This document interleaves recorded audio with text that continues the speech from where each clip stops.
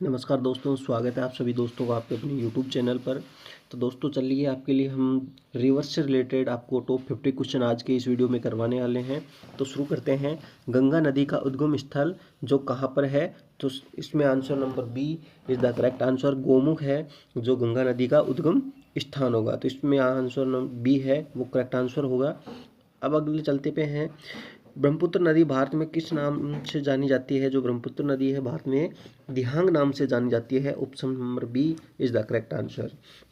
Next question. Narmada नदी किस पर्वत से निकलती है? तो नर्मदा नदी है जो अमरकंटक की जो पहाड़ियाँ हैं मध्य प्रदेश में स्थित हैं ये। और ऑप्शन नंबर डी है ये इसका करेक्ट आंसर हो जाएगा।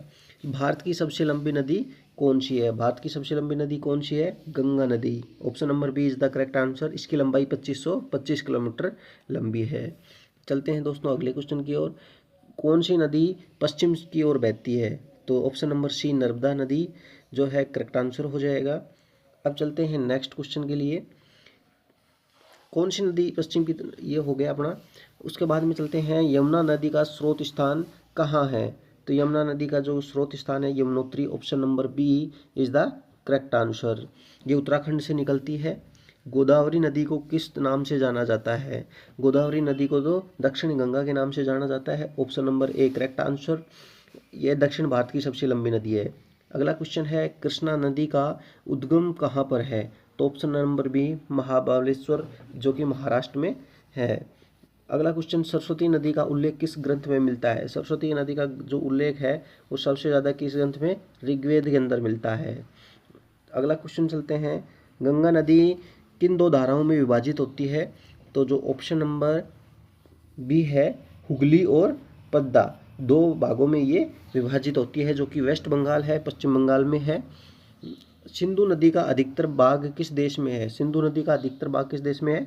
Pakistan. Option number B is the correct answer. कौन सी नदी कावेरी की सहायक नदी है? कौन सी नदी कावेरी की सहायक है? Option number C Amaravati is the correct answer. Ganga Brahmaputra delta किस सागर में गिरता है? तो जो ऑप्शन नंबर बी बंगाल की खाड़ी इज द करेक्ट आंसर, जो दुनिया का सबसे बड़ा डेल्टा भी है। भारत की सबसे लंबी नदी अंत प्रवाह नदी कौन सी है? तो गोदावरी। ऑप्शन नंबर बी केवल जो भारत में बहती है। कौन सी नदी संगम में सम्मिलित नहीं है? संगम के अंदर कौन सी नदी सम्मिलित है? संगम में गंगा है, यमुना है, सरस्वती है।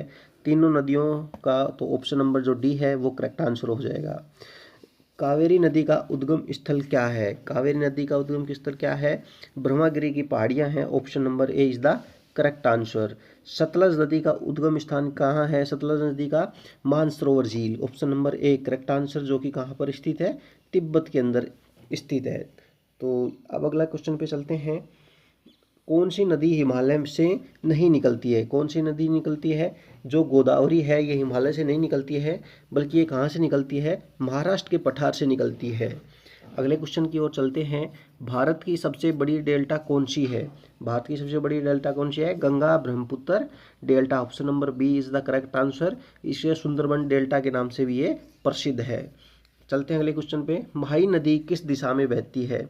माही नदी कौन सी दिशा में बहती है? तो option number C is the दक्षिण से उत्तर, ये करेक्ट आंसर है। और एक भारत की एकमात्र नदी है जो 3 बार दिशा बदलती है। कौन सी नदी छोटी गंगा कहलाती है? कौन सी नदी है वो छोटी गंगा कहलाती है? कोसी। कोसी नदी है छोटी गंगा कहलाती है, जो बिहार की छोटी गंगा के नाम से भी जानी जाती है।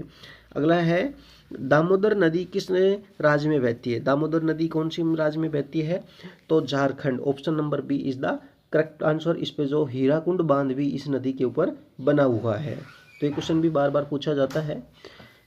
अगला क्वेश्चन है दोस्तों। कोसी नदी को किस अन्य नाम से जाना जाता है? कोसी नदी को किस नाम से जाना जाता है? बिहार की आपदा नाम के नाम से। Option number A is the correct answer, क्योंकि ये हमेशा इस नदी की वजह से बिहार में बाढ़ आती है। अगला क्वेश्चन है। ताप्ती नदी किस सागर में गिरती है? ताप्ती नदी अरब सागर में गिरती है। अगला क्वेश्चन है।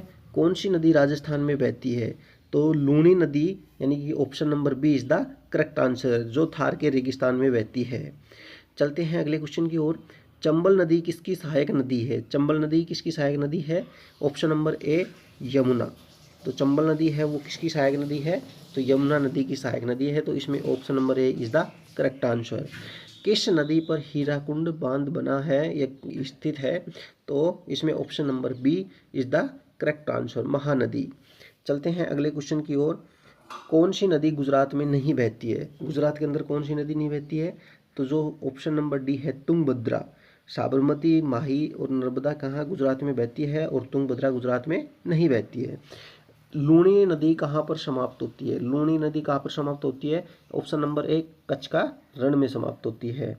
अगला क्वेश्चन है गोमती नदी किसकी सहायक नदी है? ऑप्शन नंबर गोमती नदी ऑप्शन नंबर सी गंगा नदी की सहायक नदी है। चलते हैं अगले क्वेश्चन पे।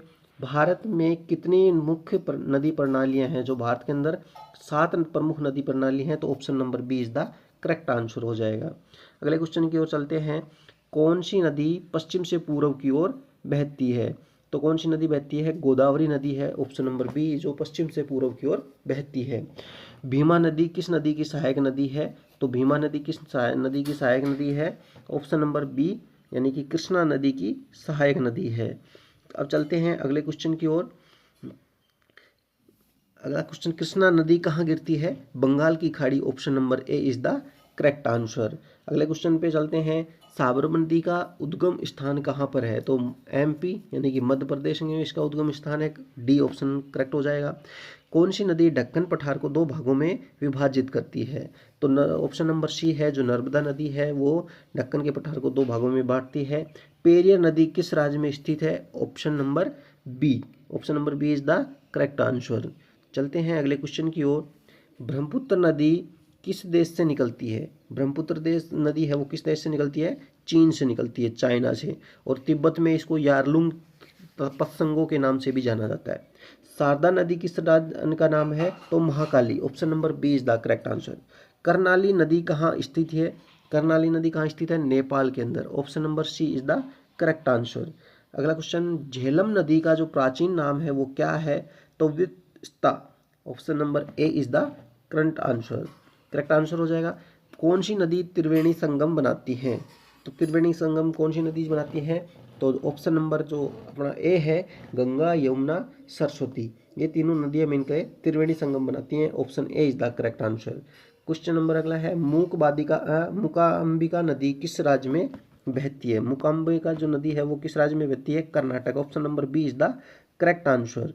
अगला क्वेश्चन, भारत की जीवित नदी किसे कहा गया है? भारत की जीवित नदी ऑप्शन नंबर ए गंगा को कहा जाता है।